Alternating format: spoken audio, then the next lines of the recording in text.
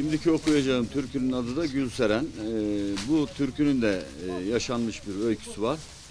Yine Yalvaç merkezde Kaş Mahalle'de küçükbaş hayvancılık üretim işiyle uğraşan Kaş Mahalle'nin eski muhtarlarından Halil Kış abimiz ile nişandan bozulmuş olan bir olayın öyküsü bu.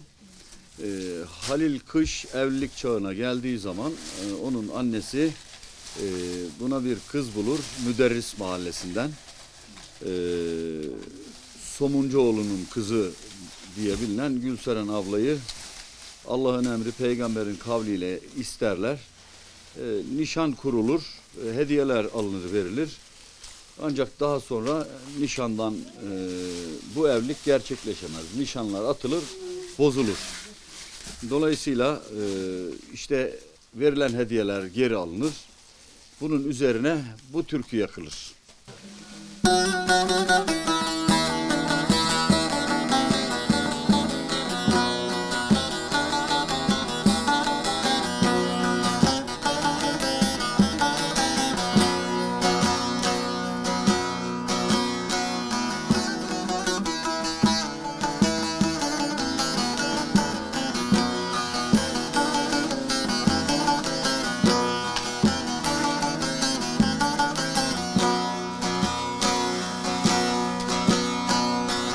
Samanın depe depe Gülseren altaylık gebe otur.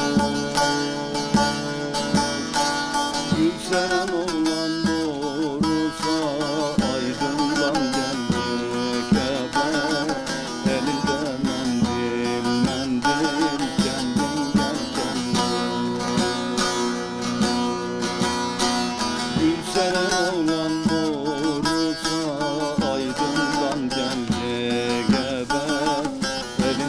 kürek kürek yanıyor yürek.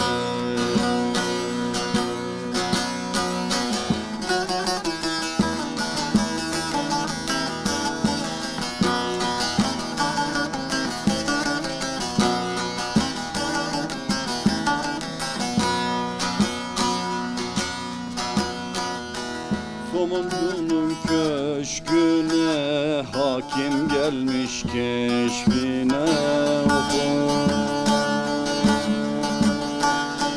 Halil beni aldattı doymasın gençliğine. Elinde kürek kürek yanıyor yürek. Halil beni aldattı doymasın gençliğine. Elinde mendil mendil kendin gel kendin.